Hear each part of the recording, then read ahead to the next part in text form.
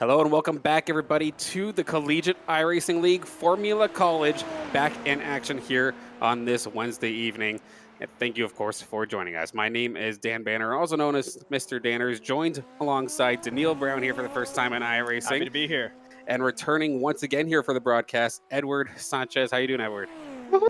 I'm excited to get this rolling. Come on, where's that green flag? Where's that green flag? Somewhere. It's a coming soon, and won't have to wait very, very long with that. Of course, round two of action is basically happening today. We were at Suzuka last week. A very, very calm and collected first race, to say the least. Our Muhammad Alif kind of ran away with things there. Then race two, everybody got antsy. Lap one, the first sector just became an absolute mess. Got to see a lot of carnage, to say the least. And we'll have to see what happens here on probably the most popular track on the service here. Edward, do you have a little bit to tell us about Spa in particular? Oh man, but isn't it the one of the most favorite tracks among all of really of all iRacing road members? I definitely got to say this was actually one of the first road tracks that I've done and raced in iRacing, and I gotta say it is loved and it is hated. I mean, the love-hate relationship people have on this track is immense. But I will say that tonight we're gonna have some of the one of the most spectacular racing I believe on a spectacular track. I mean, you've got the most heavy braking zones, but you got really the amount of different corners you've got. Really, it's like you have high speed, medium speed, low speed corners, and it's a recipe for, one could say, disaster, but definitely gonna be some hard racing out there. Absolutely. I was kind of talking to you guys a little bit beforehand. It's like this track doesn't necessarily throw anything at you by surprise. However, it's still extremely difficult. And Daniil, you're kind of talking to me a little bit. Like, you got to try some laps on it yourself. Yeah. What did you notice on the track in particular that just seemed either weird or like a big spot you need to watch out for? Well, with this track, what you'll notice is the straightaways that they throw your way are very kind to you, Mhm. but they can be a little bit misleading because the corners that come your way, you feel like you're ready for it, but then you start turning, and next thing you know, you're sliding to the wall. These cars are very, very fast, and I'll repeat it again just to emphasize, they're very fast. So just because you might have some experience doing tracks on other cars, other races, like myself, I've only really done GT before. This is my first time inside of a Formula car when I did tracks a couple laps earlier today, and let me tell you, these things are very fast. So trying to take corners is very, very scary. And as you can see, the corrections that the driver has to make every time they take a turn, the micro corrections, it's a lot of work you have to do to make sure that you're not going to go off track when you don't want to. But with that being said, all the track is necessary for you to master if you want to stay consistent here. Absolutely. One of our most consistent drivers here is, of course, the winner of our prototype challenge race last week, rather. That was Jordan Johnson joining us for the first time here for Formula Collegiate as well. So good to see him back. And he's one of the few drivers that I'm at least predicting that can actually give our Muhammad Alif a run for his money and at least keep him honest. We did see in the prototype challenge when he was at Indianapolis, just back and forth battles between the two of them. A lot of pit strategy involved to make those passes. However, for Formula College, there is no pit stops necessary. If you're taking a pit stop, you probably broke something. So Exactly. that's not what you want to end up doing here with these sprint race styles. Much shorter races, 15 laps, and we get 2 races instead of the long one that we had with prototypes. So going to be a scary one. And the one really, really scary thing I want to bring up right off the start is the start itself. We have this straightaway into probably one of the most like sharp angle corners that you could probably have to deal with. Edwin, if you're in this kind of position, how do you handle this first sector, especially including Eau Rouge? All right, well, definitely gonna be a heavy braking zone, and I mean, honestly, I mean, if you guys have ever watched Formula One, take it as Spy, but you can know that turn one is a recipe for disaster unless you know how to take it. Now, definitely gonna be a really nerve-wracking moment, especially for I'd say for the top four. So really in the first two rows because they're battling for position, right? Whoever gets the jump can really get to the front part. Right now we're gonna actually head to the grid right now. All right. So let's get this started. I hope that they can see the green flags through all of this fog. You might notice that it's quite foggy indeed on the track today. Absolutely. It'll be definitely something we'll have to bring up in a moment. But of course, your starting lineup now is going to be our Muhammad Ali from Ball State University on the front row, on pole once again, alongside Jordan Johnson from Kent State University. Clint Halterman, fantastic qualifying run for himself there for UNC Charlotte in third. Bradley Skinker, another Ball State car, as well as Lucas Moody in fifth. Philippe DeRozier, Howard Community College, going to be in that sixth position. Cohen Evans, Cale Davidson kind of rounding up the Ball State's top 8 here. We have Hunter Haddisty there from Clemson in 10th. 9th is going to be Zach Lindler. Our admin's going to be finding himself in the top 10 to start this one off. We have Patrick Stanley, Austin DeLong, Alexander Diamond, Aiken Lamar, Michael Tagnati, Jason Wallet, who did actually fantastic during the first rounds. Let's see if he can do it again. Adrian Tubakovic got his first points of the season last week, just squeaking in by hair. See if he can do it again this time by. Tyler Klingensmith from Robert Morris, going to be 18th. Robert Kissel in 19th. Ben Fior from Marist College, going to be in 20th. Nick Stockner, the veteran himself, is going to be in 21st. Start this one off. Mark Turek, 22nd. Ricky Paz, 23rd. Ethan Decatur, 24th. To start this one off. And you were mentioning that this is one of the popular tracks on the service. Well, we can see fantastic turnout here tonight. Jake Cummings, Wingate University in 25th. Timothy Williams from Drexel going to be in 26th. Nicholas Pentanella from Robert Morris University going to be in 27th. Max Hardman and Andrew Barrow are going to wrap this one up. I hear the engines revving. I hear the green flag. It is time to go. Watch out for that first corner. This is going to be absolutely devastating. But it's not going to be bad here for our Muhammad Ali, who just takes Eau Rouge immediately. But everything else, right at the grid, we are going to see it for a second, but there is an absolute mess. A lot of these cars didn't even make it across the line, and this race is still going to keep on going here. There is no caution thrown on the play here, which means everybody else on that front, like 15, get to go ahead scot-free for this time being. And you can, just like you were saying, Daniil, trying to do this by itself is difficult, let alone with all this crazy fog. Yeah, everybody is trying their best to go as fast as possible, but when you're taking corners like this, and with all the pressure mounting, it's a recipe for disaster. And as we see the result, a lot of people basically already out of the race, but they're taking this forward, leading the pack still. Johnson not too far behind. They're taking this curve very well. And Dan, I want you to tell me what their next plans are for this race, trying to keep the momentum going forward. I mean, now that you're in this kind of front section, you can really this is just getting absolutely messy all over the place here. The fog is really taking it to some of our drivers here today. But honestly, stay alive here. If you're in the top 5 in this position here, everyone's kind of spread out. And if anything, the only one who's like a sitting duck at all is Jordan Johnson, because you have nothing but Ball State cars around you. You are absolutely sandwiched. But an eventful first lap, I'm sure we'll get a look at it in a little bit here. But from what I am hearing, Austin DeLong had some PC issues, which just caused the start to get absolutely butchered, and half the field is basically kind of trying to make a recovery race. Edward, what the heck do we do from here? I mean, I was gonna say, a lot of the drivers chat right now on the radio is saying that they're really complaining about that there's no caution.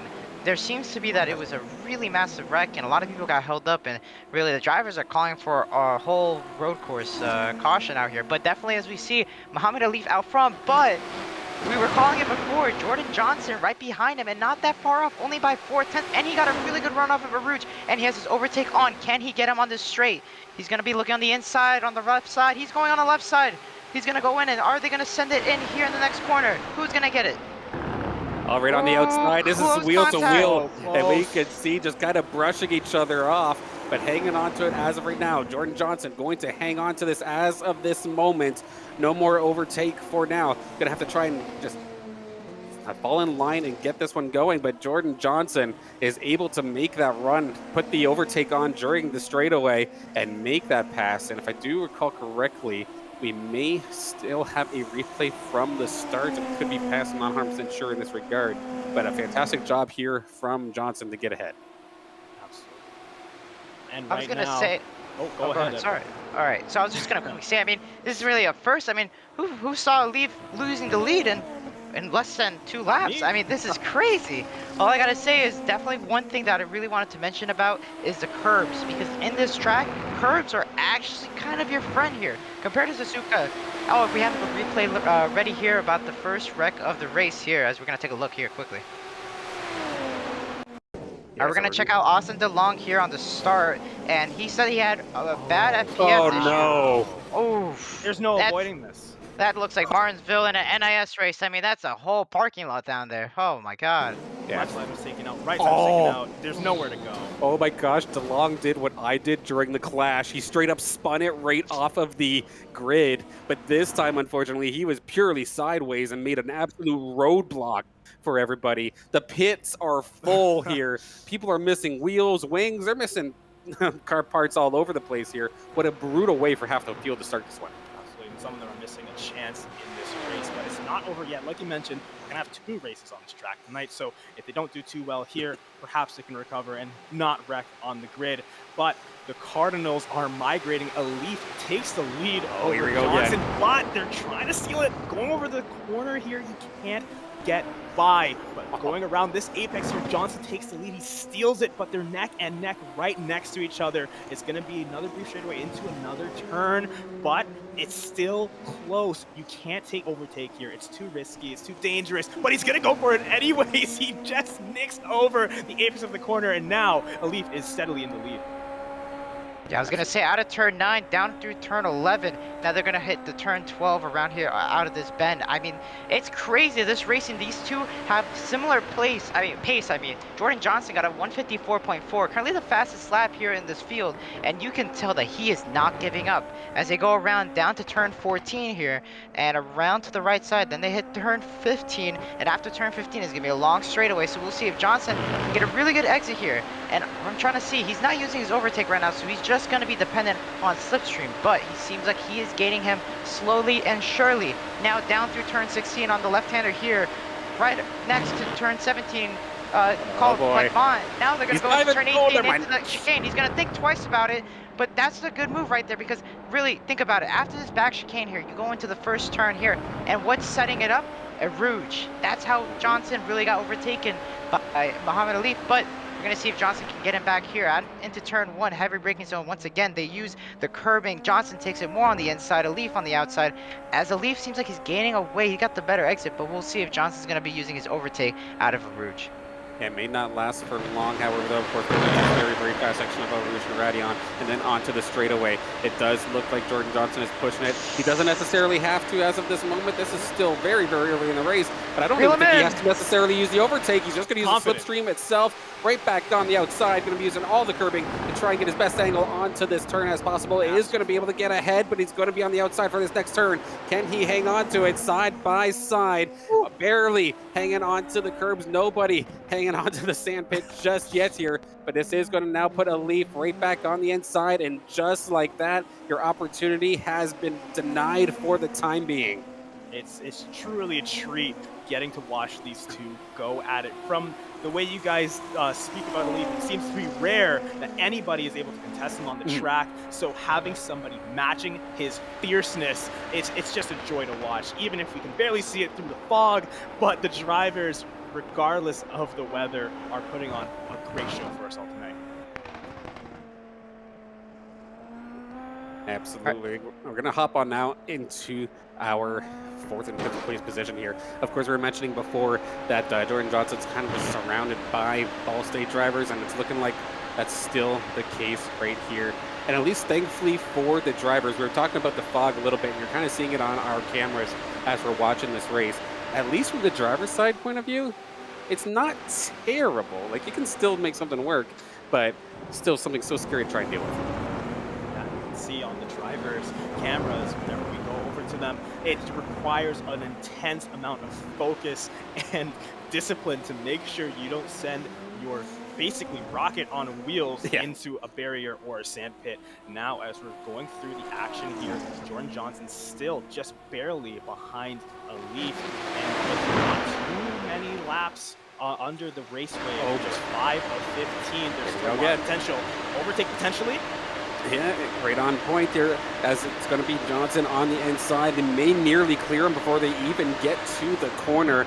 very, very close. A leaf a little bit later on the Yeah, break to try and make it. He's going to be side by side once again, but this time a little bit of a role reversal. This time Jordan Johnson is where he needs to be, right on the inside, and the pass has been secured, or he has held on at least for a little bit longer. now we got to give him credit here because definitely what he did correct and what he couldn't do correctly last 2 times, he was on the inside this time. Mhm. One of the biggest thing here after the Rouge down the straightaway into turn 5 in the Les Combes, you got to be, if you're defending, definitely want to be on the inside because you can get out of the corners after those 2 corners. The inside just has a better advantage, and you saw that Muhammad Alif was able to really hold him off in those last 2 laps, but Jordan Johnson got him on the inside before he could on the right side, and easily, just like a Sunday drive, walked right through. But definitely a really good attempt by Muhammad Alif, who really went to the braking zone late, but that costed him a really good run out of turn 6, and turn 7, Jordan Johnson got him.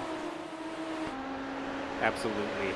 And one thing I do want to now point out about is, of course, the points format for Formula College. In order to score points in this series, you have to make it into the top 10.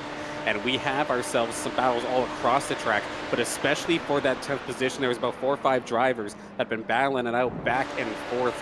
We'll get to see if they can hang on to that and who ends up scoring the points in that regard.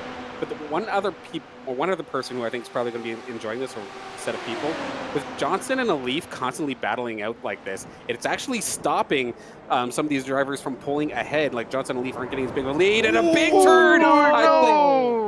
That is going to be Adrian Tubakovic against Nick Stockner. Cannot tell who got who there. Was it a chop or was it a punt? We will have to find out later on. Do these stewards. Actually, we got a replay. Let's figure it out for ourselves. Why don't we? Let's take it to court. We can dissect it. And while we wait for the replay, I gotta say, Muhammad Ali just took the lead into turn 5 and 6. But let's take a look here as Adrian on the outside. He's going on the inside and through, and that's hard to tell. Sure. Yeah, I feel like that you can't really blame Adrian for that one, but I could be mistaken. Like I said, you know, I am no Formula One expert, but it seems unavoidable on this side. Yes. Definitely a rough spot. One person who's really, really happy right now, though, is Muhammad Alif, who's once again just going to use the straightaway all by itself. Doesn't need a corner this time. Pull ahead of Jordan Johnson. Once again, this battle is back and forth, just like you were saying, Edward. Like, it seems like we can't breathe, and there's always lead changes. This is extremely weird for CIL, but I'm not complaining. Not at this all. is what we're expecting. This is what you call racing here, because definitely Jordan and Alif, they've been like just throwing it hand to hand. I mean, yeah, while we were watching the replay through turn 5 and 6, they were going side by side, but you know, of course, Johnson being late on the braking and Alif getting there and really getting a better exit here as we head back into turn 16 through 17, as we're gonna head back into this back chicane. But definitely a battle for 10th is brewing, but as a battle for first, I mean, this is, wow, who would have guessed? The battles all around. And speaking of battling, one thing that racers can rely on to keep them in these battles, some of you guys have mentioned before, but for those who are unaware of how it works, you can briefly explain the overtake system, how that allows drivers to get an advantage over these drivers. Absolutely. Edward, I'll let you take that one.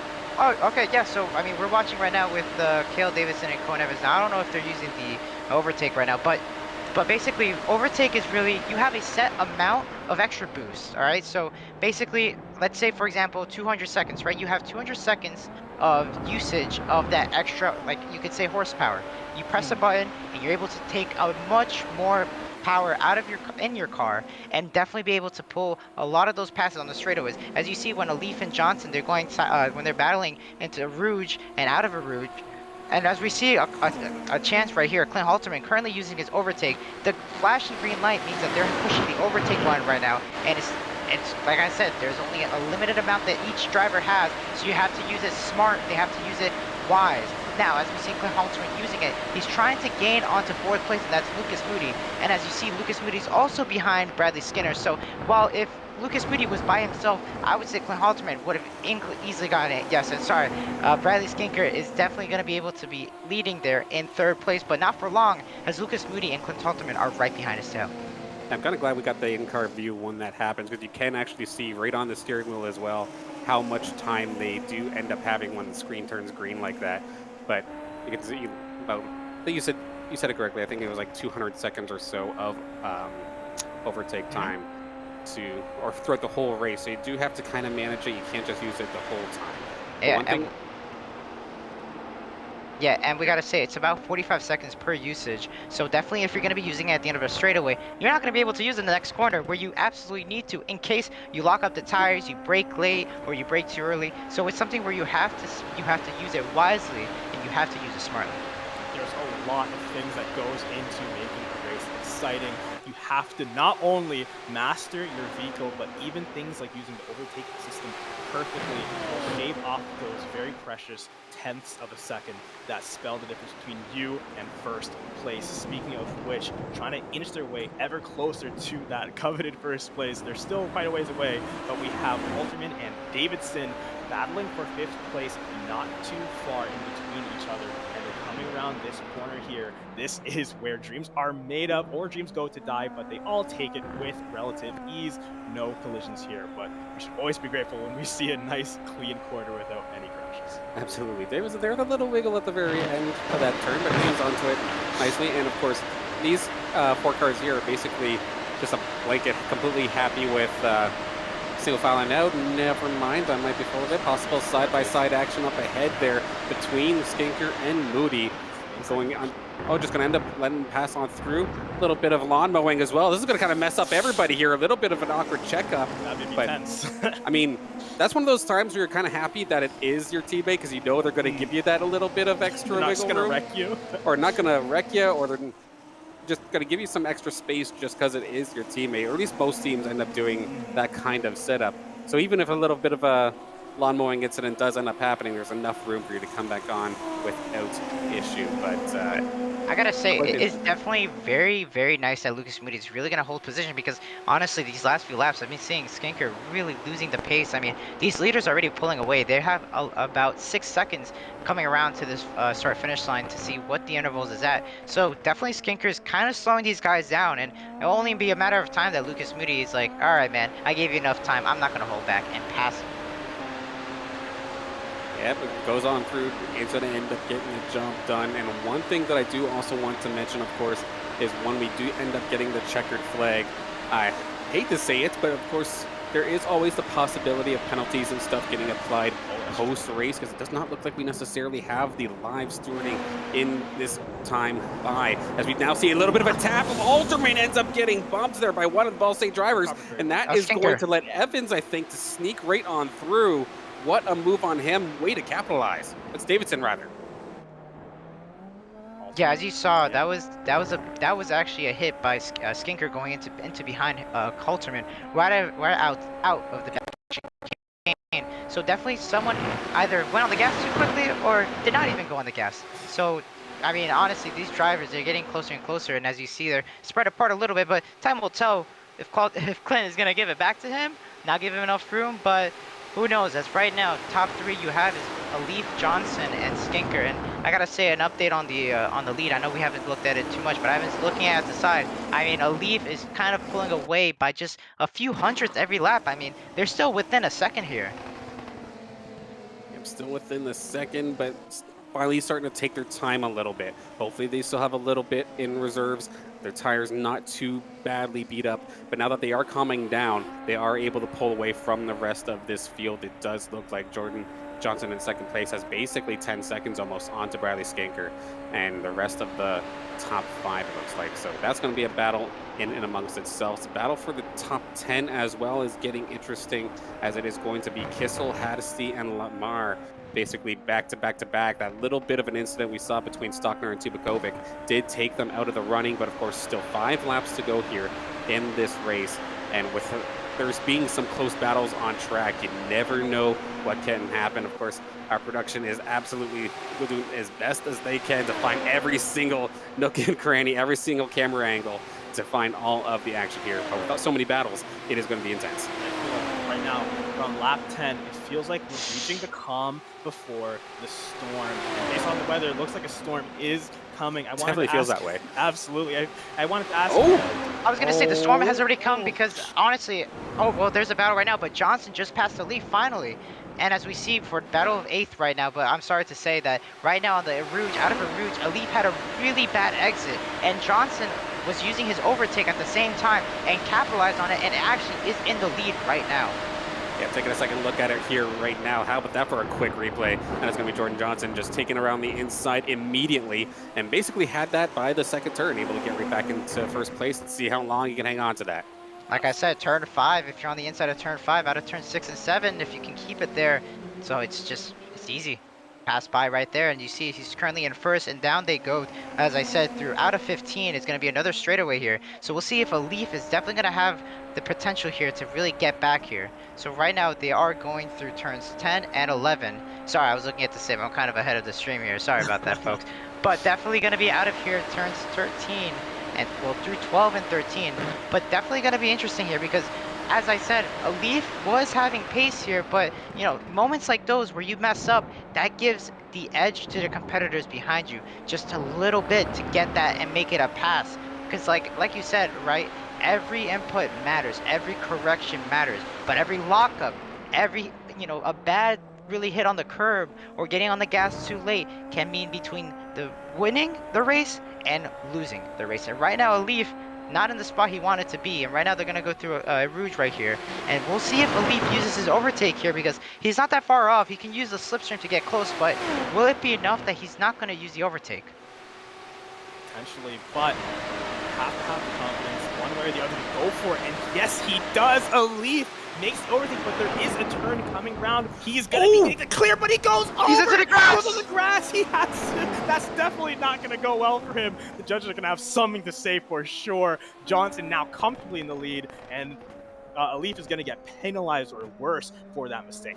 Yeah, without question, the automatic slowdown should in theory check in there, so we will probably see a Leaf fall off, but we know that he does not want to get out of slipstream. So he's big spin actually here in the 7th position.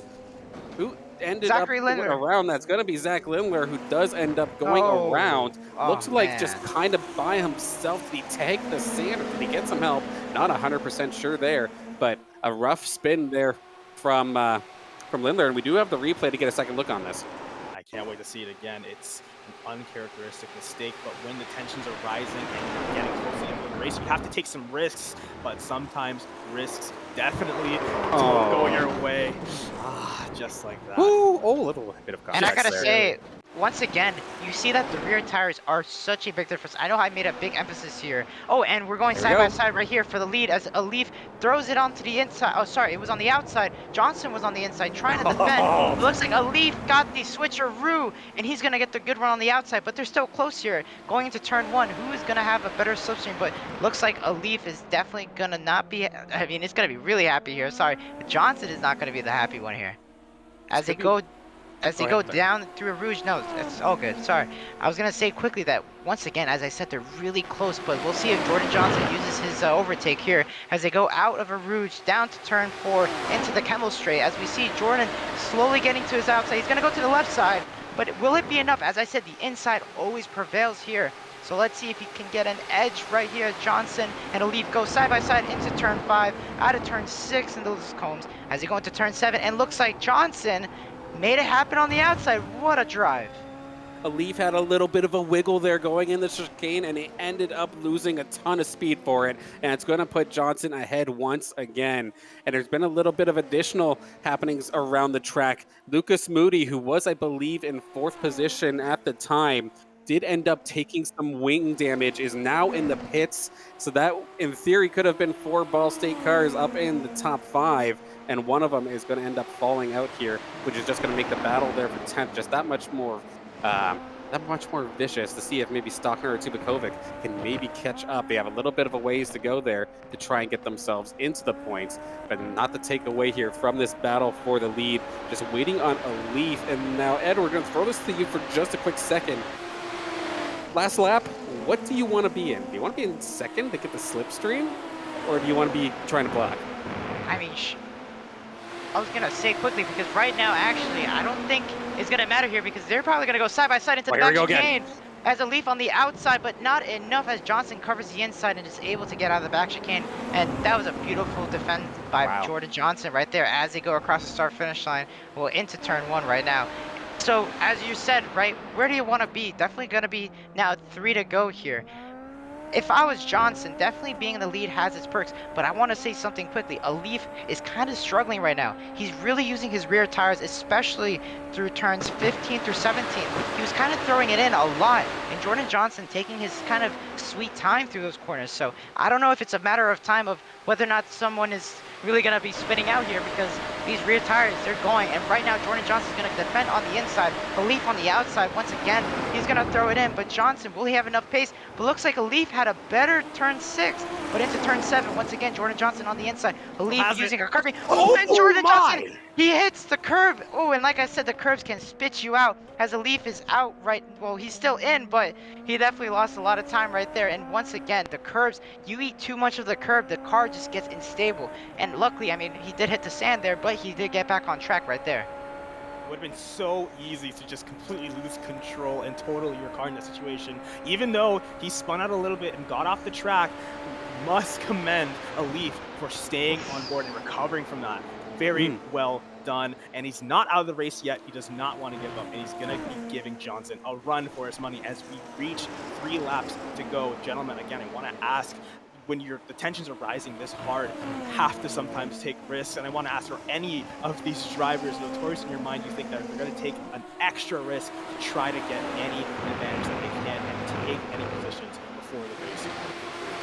We definitely want to see, or I definitely feel rather, that Alif will stop at nothing to take this victory, but you cannot treat this like a NASCAR stock car, because these things are so sensitive. You can't really beat and bang on this one as you could there, as we do see side by side once again going into the ending chicane. One more time, side by side, no contact. Oh, he spins! He takes out the leader as well! Absolute havoc on the track now. Halterman and Davidson and Skinker are all involved in that wreck, and someone is missing a tire. Oh no, the Ball State Universities are taking a loss today. But, oh man, as you see right there, got on the gas a little bit too quickly and on the curb. But right now we see the battle for first has Alif currently trying to get the trap. But Jordan Johnson hits the inside once again. What a great move here as Alif goes try to do the late braking into turn 5. Turn 6 looks like he's got it. No, but watch out for the switchback here, right around the corner. Johnson, could he get this? The lap around, and I was completely thrown off guard there. I thought that was a battle for the lead that ended up ending in calamity, but that was still very, very high up there. Like you called it out, Halterman and a few others left on the side with wheels missing, basically. So some top drivers here in the series are going to be dropping possibly out of the points or hanging on but limping around the track as we continue here on board with Jordan Johnson for the possibility of getting back around from our Muhammad Alif. A fantastic pass here from Alif with just under a lap, or just about a lap to go here in this race. That was an absolute, I don't even know what to call that. It's like a blessing to see that. I really hope we can get a replay. Production stars, we can see that very soon, really dissect what went down there. And we're going to be able to figure out what exactly went wrong, who got affected, and who just had their dreams dashed away in this calamity. Side by side there, it is going to be Halterman alongside. Oh no, Skinker I think ended up getting into him, and Davidson gets collected as well. So that was basically top 3, 4, and 5 all getting caught up in that one. Which, I mean, if I'm Cohen Evans, I'm screaming worth it, profit. I am in 3rd. I have a podium. Can I hang on to this even if my wing might be a little bit trimmed off here? Speaking of which, Cale Davidson kind of missing his front wing here. But yeah, we are now on the final lap of this race. The leaders are within a half a second of each other, and they've been passing each other constantly, and we are getting ready to get into the fast section here. Overtakes are on for both drivers.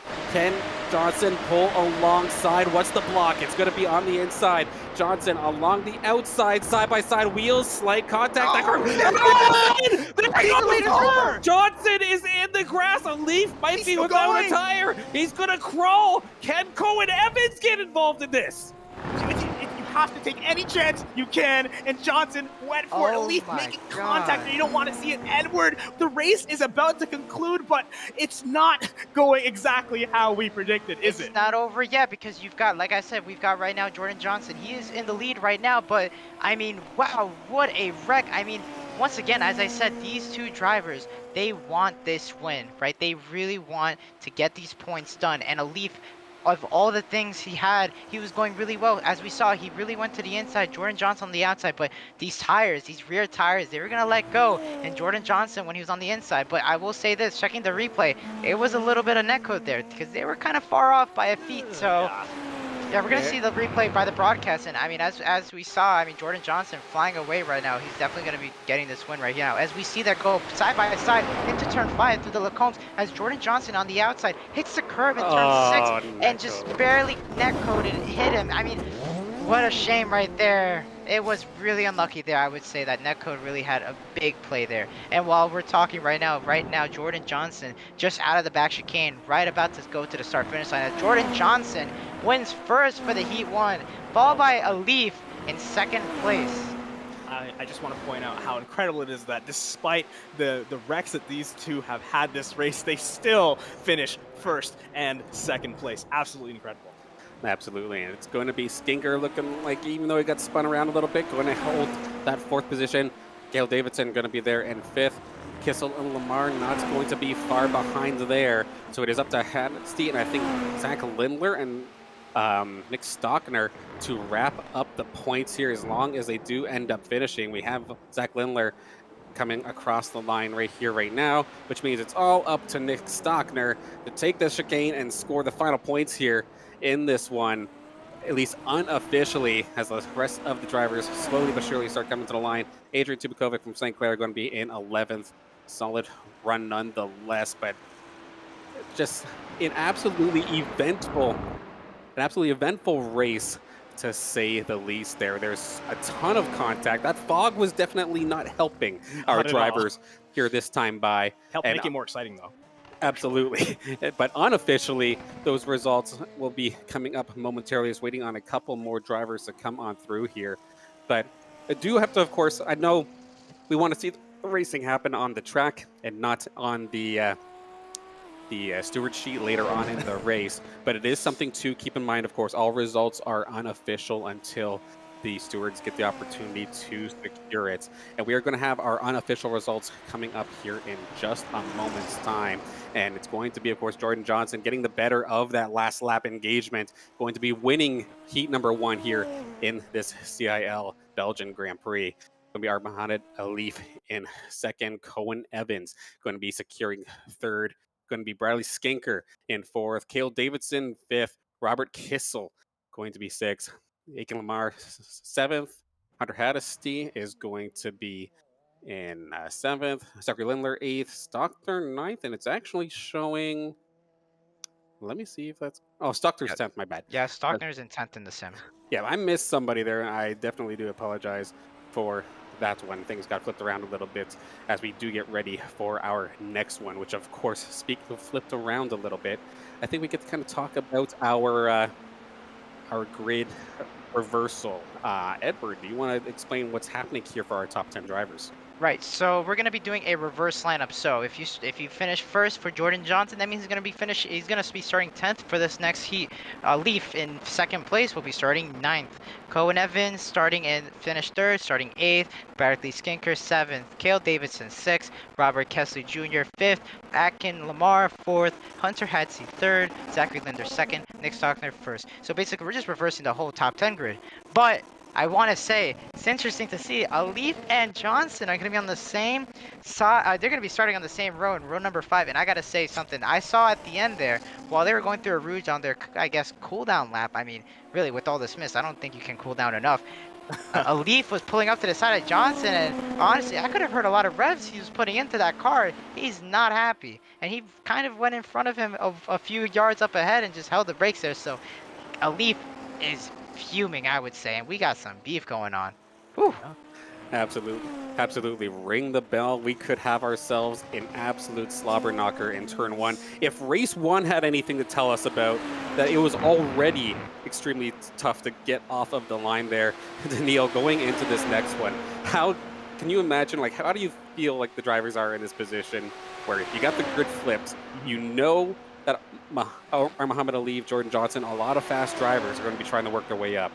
What are you predicting for turn 1? Well, I just got to say, if I was Jordan in this situation, I would feel like I'm walking on clouds. So you couldn't picture a better way to end off that race than literally flying over your opponent, your rival, and literally leaving him in the dust. Very, very good way to end off the race if you're Johnson. But like I said, I'll be walking on clouds. There's a lot of people that want to be pulling you down, and they're going to have very easy means to do that. In the first turn, it's pretty easy to accidentally bump somebody, and that accidentally bumps somebody else, and next thing you know, oh no, my biggest rival, they're in a wreck, and they have no chance of winning the race. Very likely, you know, not very sportsmanlike. I don't think anybody would intentionally do that, but even if it's not on purpose, wrecks are very Absolutely, and just if I'm going into this next race here, whether that's net code or not, which I do believe when we did see the replay there with Jordan Johnson and R. Muhammad Alif, net code was definitely the reason that spun. There might have been a little bit of wheel-to-wheel rubbing, but the net code just made it a full-on turn. But even still, even if I'm Alif right now, I am not doing you any favors going into this. I am going to push you off the track. I'm going to make you eat sand. I don't care what the actual, yeah, you're talking about sportsmanship. Sportsmanship? What is that? I don't even know what that means. I'm pushing you to the curb. I don't care. But it's one of those things. But there's another fantastic reason why I'm on this side of the desk and not on the driver's side.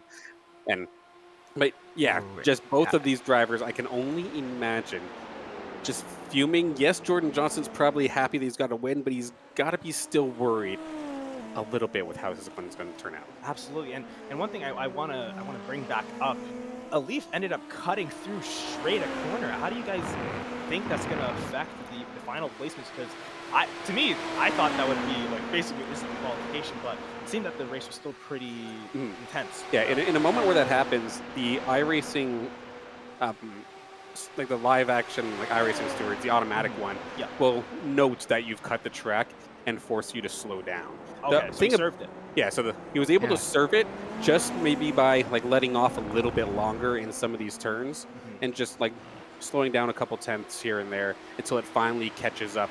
You have like a 30-second window or something to do. Yeah, so it was currently I believe it was 50 seconds, and yeah, no, he took it in the braking zone and really into chicane. Because luckily, one of the good things is that when you're in a really slow corner, you can really take away that that slowdown and not really and minimize that damage. And that's what I saw Leaf do after that really hiccup out of turn 7.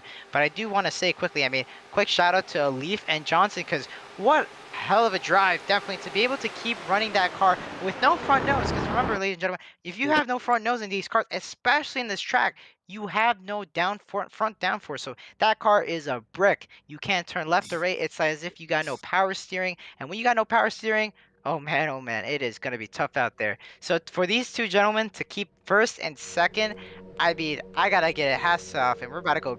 We're gonna have the green light again.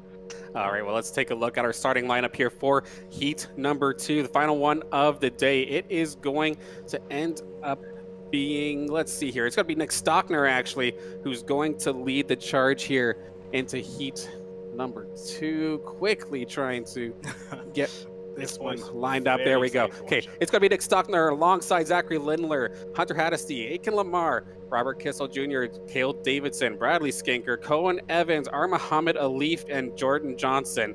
Adrian Tubakovic, Ricky Paz, Timothy Williams, Andrew Burrow, Clint Halterman, Lucas Moody, Alexander Diamond will wrap up the top 15 or so in this one, but we are right around the corner from green flag here on race number 2. Gotta say, if you're any of the drivers next to Alif here, you must be feeling the extra nerves. But as the race is getting on board, it's the dreaded first turn, gentlemen. And I already sense some danger coming through. We're seeing some speeding, we're seeing some turning, but the race is still looking pretty clean. And the engines are roaring, the dreams are soaring. We're about to get racing under the way. Let's see what they have for us. Start there for Cale Davidson and Zachary Landler, able to get themselves into the 1-2 position, and they are going to be feisty for it. Going onto the end of the straightaway into the first initial chicane. Stocker's going to go wide. Through the grass.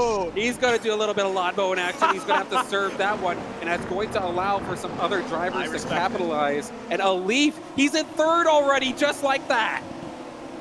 just like that, starting from 10th, making your way to 3rd. But hey, somebody cutting through the grass there might want to pick up some strategies. You know, Stockner picked up some strategy from Elite from the previous race, but I think it's going to come back to bite him. He's going to have to serve a pretty Yeah, he's heavy falling penalty. back now. Yeah, absolutely. But now, with Davidson taking the lead, Elite in 3rd, Kissel in 4th, and Johnson 3 seconds behind, 3.5 seconds behind in 5th. I can only imagine that they're not used to having so many people so close to them. So needing to navigate them, they're probably not going to cut as much time as it usually will. It's not going to be it's not going to be too quick until we see Johnson making his way back to the front. If he makes it at all, but just to say that he overtakes one person and the race is still getting back up on his track.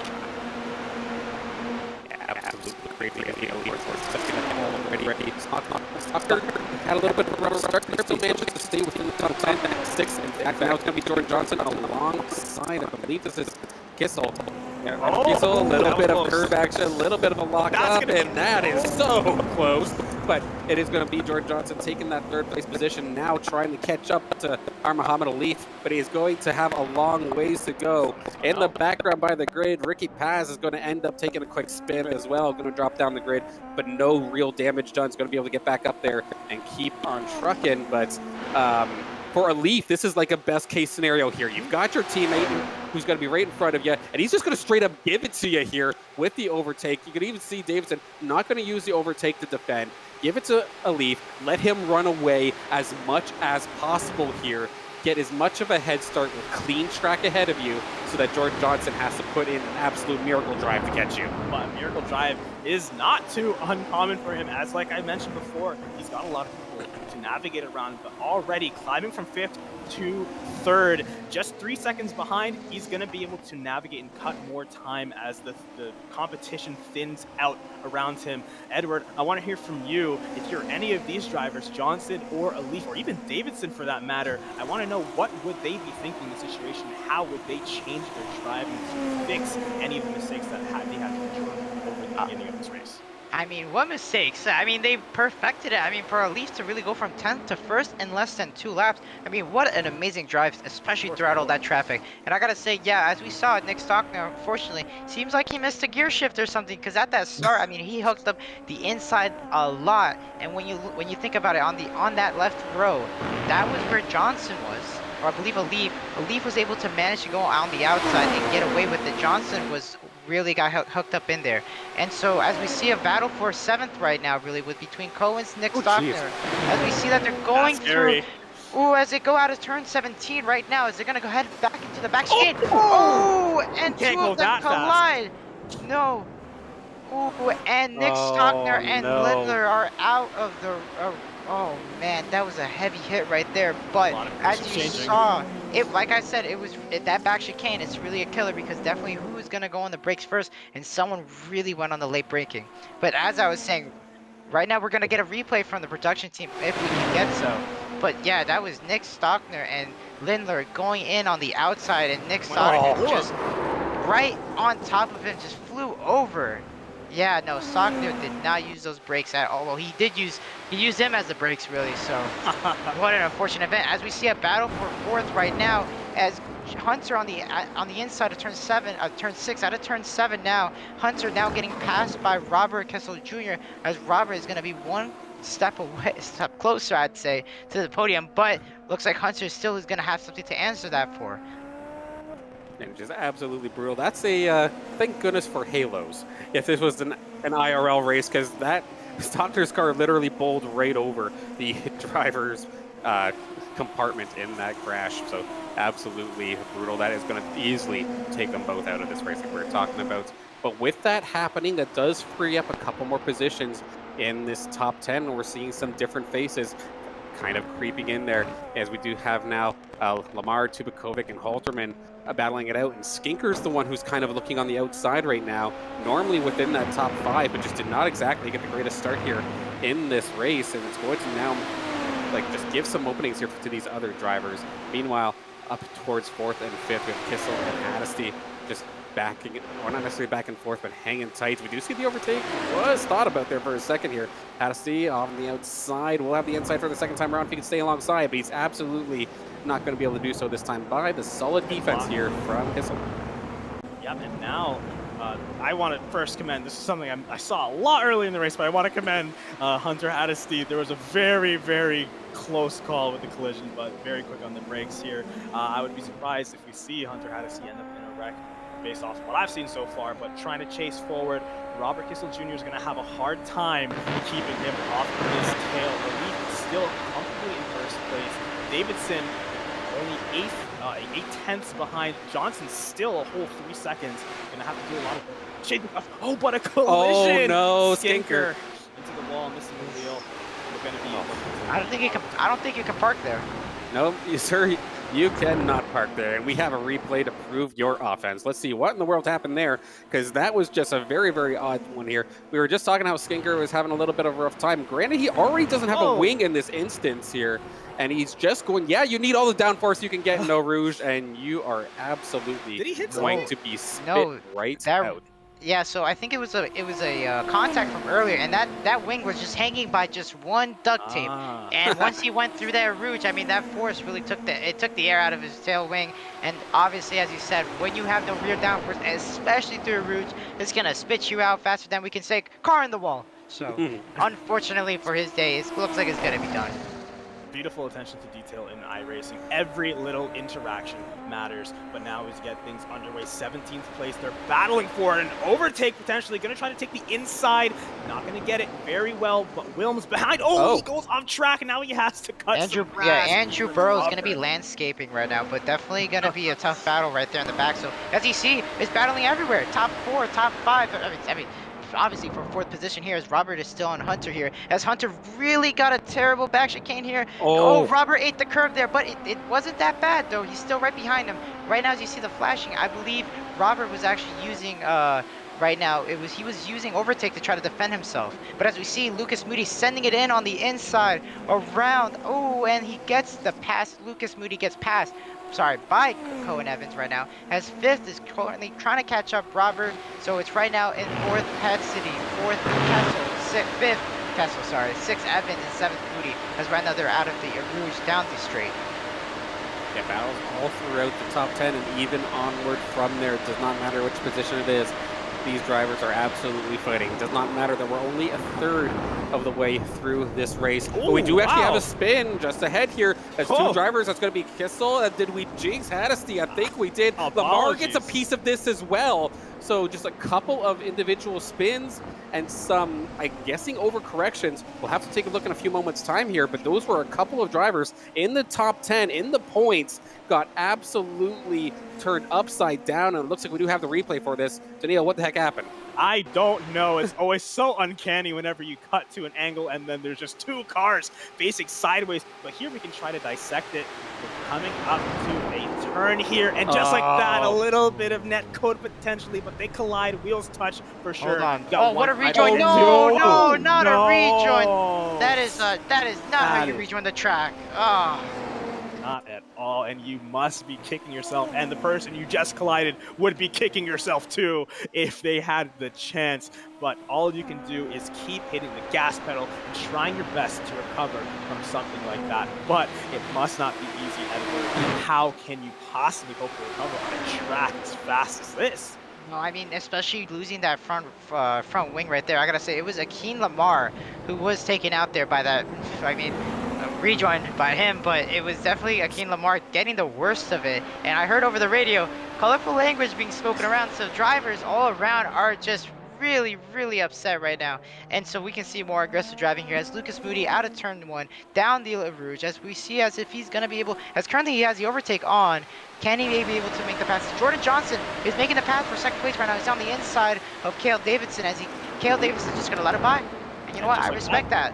Just We're like back to that. Heat 1. We're back to Heat 1 with Johnson versus Alif in first place. He's still a whole almost 3 seconds behind, but he is still overtaking everybody that is getting in his way from facing down with Alif. Davidson still has a chance to battle him back for that spot, but it already seems like he's taking off and he wants to go for the prize. Alif is gonna be facing some competition with Johnson, and now we're looking at 12th position, a very tight little grid here, taking these corners very safely, very cautiously.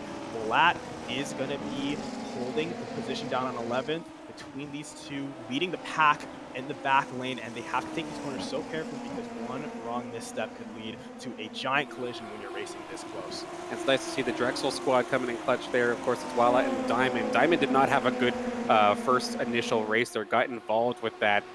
I want to call it lap 1, but you didn't even make it across the start line, so is it really lap 1?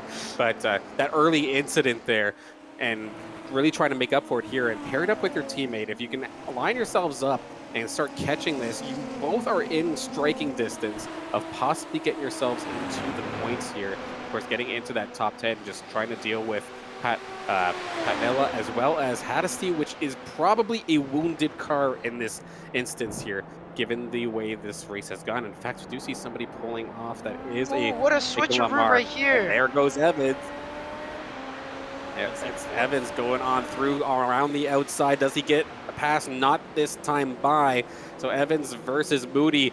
Going to be going to take all the curb that she can. There is the one driver right behind as well. You can't go side by side into a Rouge here, fellas. I don't think what they're gonna do. Who's gonna give it up first? Looks like Lucas Moody's gonna give Cohen Evans here fourth. But don't forget, we got a long straightaway here as Cohen Evans is still leading here, but Lucas Moody in between a sandwich as Clint Halterman is behind. He gets the double slipstream here. Lucas Moody's gonna go on the left side here. Cohen Evans gonna defend on the inside. But where's Clint Halterman? Whatever he's gonna be at right now. He's right behind there as they're almost going through, almost contact between Lucas Moody and Cohen Evans. But Lucas Moody is gonna give him turn 6 and 7, and Cohen Evans lives for another day. Close contact right there. I almost thought that was a collision when that camera angle showed him getting close. I thought it was over, but again, masterfully done. Ladies and gentlemen, I must remind you, if you've never done a race like this, if you've never done sim racing and driven a car like this, it is a lot harder than it looks, especially keeping these beasts under control, especially when you're right next to so many of them. So absolutely well done to these drivers for keeping things on track. But now we're only 7 laps in. Anything can happen, gentlemen. What do you see shaking down as we get closer to 15? I'm going to be the party pooper here. I think that our Muhammad Alif just basically runs away with this now. He's had way too much time in clean track unless some absolute mom spaghetti happens with a lap car.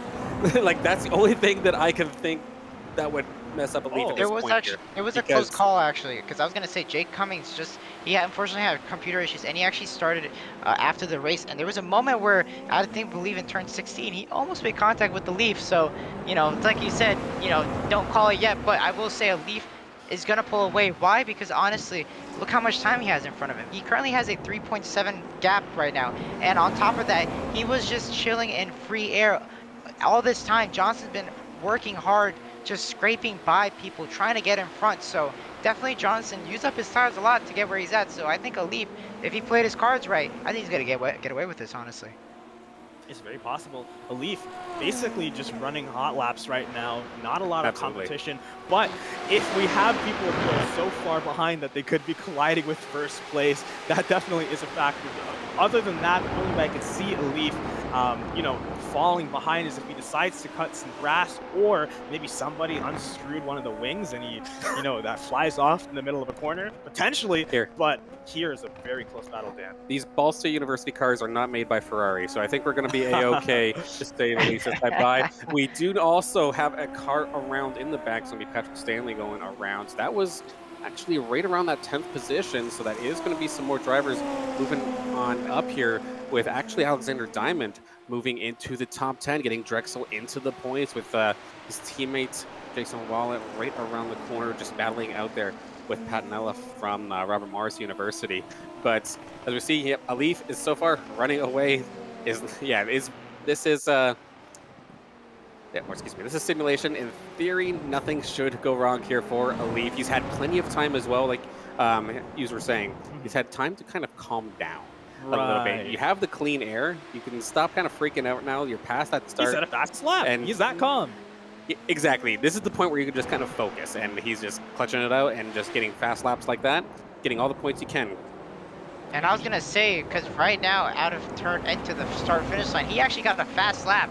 He got a 153.2, so he's actually not calming down. He's just getting started. Definitely seems that way. And in the back, it is going to be Jason Wallach getting around Patinella for just a second. Never mind, actually going right back around here. So that final points paying position is starting to get feisty.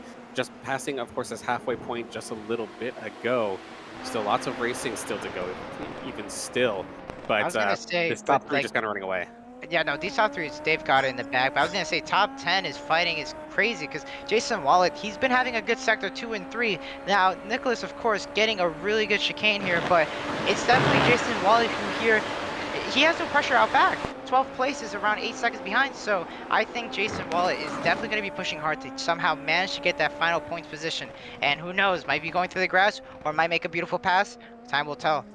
I like that that rhymed. But Lucas Moody is definitely going to be putting in some pressure against Halterman. But I just noticed it, and Dan might have seen my look of complete shock. I didn't notice how big the gap between third and fourth was. Yeah. We're looking at 5-second gap between second and third, and then 21 seconds.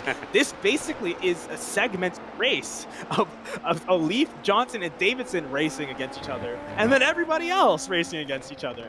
There's no real catching up in a situation like that. I can't see it happening. Yeah, there's no question that those three are definitely the cream of the crop, so to speak, here in the CIL. Your top 3, 4, sure, with still some solid drivers right behind. But with how that start happened, it did not allow it to happen. But we're gonna have Lucas Moody now here onto Clint Halterman. Halterman wanting a little bit of a, I guess not a bit of a revenge. He let off the gas. He let off the gas through that corner right there, as you saw, as Lucas Moody really caught twice there. He was gonna make contact with them, but he's gonna get a really good back chicane here. As down the start-finish line, Lucas Moody, if he gets really close here into turn 1 and he gets a really good exit, we can see a pass down the 11 straight. Yeah, absolutely, gonna line it up right here, right now. But Moody's also gonna have to be careful. Evans, like you're saying, is right there as well. So as soon as he makes the move, you know Evans is going to be right there to follow. Halterman kind of the sitting duck here in this situation. Gonna just take that slipstream to your advantage. Which way do you go? Seems like the way to go has been blocking on the inside, considering the way these turns end up going. Evans thinking about taking outside, not going to be the case. They're going to just keep lined up for now, though. Some solid patience coming out here from these drivers, as they do, of course, still have about 5 laps to go here in this race. And I was going to quickly mention that Clint Halterman, during that time, and I know we couldn't see it in the front, he actually was using a lot of his overtake there for almost since before the Arouge. So Clint Halterman is really out there trying his best to stay up front. As we see Jason Wallach trying to make a move on the outside here of Nicholas, trying to get into the 10th, but Nicholas once again yet survives out of turn 6 and 7, and now we go down to turn 8 here with Jason Wallach on board here. As we see a little bit of a lockup here, probably that was out of Nicholas right there, down to turn 9 through turn 10 here on the left-hander, but time will tell. Can Jason get to him? Who knows? Who knows what is left in store for us? I want to say that anything can happen because it really can, but with all this distance between all of these cars and 10 laps in, 5 laps left, I can't imagine a lot changing. Even between 6th and 7th, there's a pretty significant gap as well. It seems that we're going to have a lot of micro races going on here with 5 laps to go, gentlemen. It's only a matter of time before we have our answer of who's going to take first place, and I want to know, who do you think that'll be? I think the answer is completely obvious. I mean, for first place, it's probably obvious here where it's going to be our Muhammad Ali. Going to clean this one out there. Jordan Johnson taking second. And I think, Edward, you'll probably say the same thing. But my biggest focus point is going to be that 7th through 11 section here. So a bunch of points paying positions, couple cars, couple seconds away from each other. I know Lowell St. Clair bias, but Adrian Tubakovic is here in 7th, dark horsing his way into this top 10 and capitalizing. But can he hang on to that one? Hadassah, even though he's got damage, is kind of catching up on him ever so slightly. And then the Drexel squad. Side by side, Clint Halterman and Lucas. Oh, and they're going into turn 5 and through 6 and 7, still side by side. But I think Clint Halterman is going to get turn 7 right here. Yes, he does, and he gets away with it. Wow. I think the real first place in this race is going to be for fifth. How Moody and Evans No are kidding, just so battling. That's the real excitement here. And then I can't even say the real second place is going to be for seventh, because between Moody and Evans, there's going to be first and that's second. But that's their own race. The actual second first place is going to be for seventh place, like you were mentioning, Dan, where Tubakovic is currently taking the lead over Hadassi, but not by a significant amount, is he? Yeah, it's only a second or so of distance, so that can easily be made up here. And we'll have to see what ends up happening there for Hunter Hadassi from Clemson. Can he catch up and make a pass, get a couple more points on the table? There's a little bit of a part of you that wants to be like, I'm in the points, I just want to finish this race clean. But you kind of want that little bit extra, right? So we'll have to see what these drivers end up doing here as we're still riding along with Lucas Moody. And now Owen Evans is our, I guess, appointed battle for first place of sorts, with Moody and Evans battling back and forth within a half second of each other. Again, you're in the points, but you want that little, just that little bit more. Right, I think it sounds a lot nicer to say, yeah, I came fifth place in this race. Top Better than saying sixth. Yeah, right? There's no real prize for top six. The pride is at stake here, especially when the distance between you and first place is about 30 seconds. I mean, I'll take any little victory I can get, even if it's versus sixth place. But it's getting a little heated up now. I was just about to say, yeah, this is actually starting to get a little bit interesting as we do go right back down the straight with the drivers side by side, or almost side by side there for just a moment. Time good defense there from Lucas Moody. I was going to point out that Jordan Johnson was slowly but surely starting to catch, and if Alif was getting a couple off tracks, that could make sense. Yeah, I was going to quickly say right there that, as you saw, Cohen was looking on the outside there, trying to see anything he can to that fifth place. But yeah, so right now we got really 3 battles going on. And I mean, I hate to say it, but right now, as we see Alexander Diamond just, he really hit that corner, and he makes a mistake there, and he's going to fall back to 11th. And that gives Jason Wallet the points position right there. But like I said, right now we got 3 battles going on. I'm going to say it between 1 and 2nd, because I was about to comment, Alif is getting a lot of those points right now. I don't know what's going on. Maybe he's a little bit falling too much asleep, because he's been getting a lot of off track there. And in second battle we have is a battle for 4th between 4th, 5th, and 6th. And I would say third battle is between 7th and 8th, because right now 7th and 8th is cooking up. And our 4th, well actually I said 3, but there's 4. The battle for 10th right now. Yeah, battles all across the track, and Johnson, of course, has been able to get this just within about 3 seconds. As I say, that just goes barely over, but you never know if something, of course, does end up happening to our Muhammad Alif. He could be in range to strike, so it's definitely going to be scary there for Alif. Cannot let off on the gas as of this moment. As we're going side by side, this is going to be Hunter Hadassi on Adrian Tubakovic. Tubakovic is going to let him by. Fair enough. Keeps things clean, but Hadassi going to get up in their spot. Right, and with 3 laps remaining, potentially some action here at this corner. Okay, Jason wants 9th. He's hungry. He's hungry for those extra points, because definitely Jason got a better sector 3 out of there as they head into turn 1 right now. As we see Jason on the outside, as we got Nicholas, he's gonna block on the inside, but he's not. He's gonna sacrifice a lot of exit speed if Jason Waller can capitalize this going on the outside as they go down through the straight down to a Rouge. As we see right now, he's not using his overtake right now. But definitely something, as we see right there, Nicholas using his overtake. That's why he's pulling away. But as I said, using that overtake too early might be too premature to use that. As right now, as we see, Diamond is going to go on the outside, I mean. As he's, inside, wrong car. As right now, he's going to go to the inside. He's going to throw it in there, but it's not going to be enough. He's going to let Jason live to say another day. Oh no, the Drexel cars battling it out could end up giving Patinella a little bit of time to run away. You know, both these drivers want to get into the top 10 and score some points for their university here. But with them going side by side like that, it is just not going to make things easy.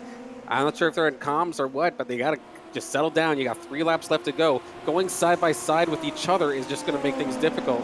Let's line up and catch this guy.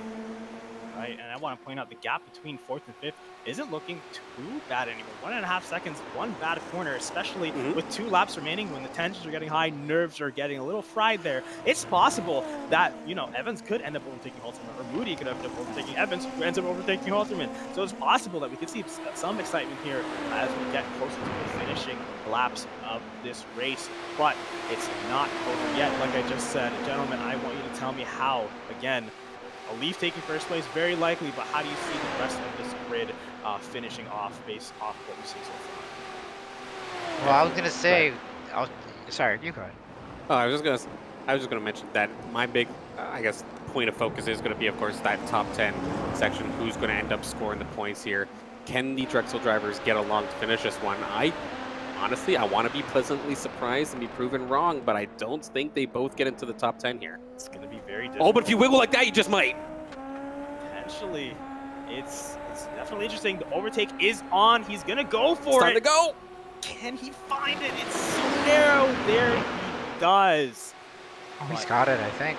I mean, honestly, to be honest, he has that overtake on right now, so he has they're all going. the extra. And now Diamond is going to be on the attack here on the inside as he's going to pass Nicholas, I think, with ease right here because he's getting, oh, that teamwork right there. He's getting the draft from, but it's close on the left side as they hit in turn 6 and 7 as Alexander makes contact, or Nicholas makes contact with Alexander, and now Nicholas is going to get in front. But I don't know if Diamond's going to like that much because he's definitely going to be not happy. I will say that, but definitely Jason trying to help him there towards the end to give him that draft as we do head down into turns 8 and 9 and 10. Now we're going down through the straight here. On the left-hander is going to be turn 11, but definitely one not to be happy about. What do you guys think?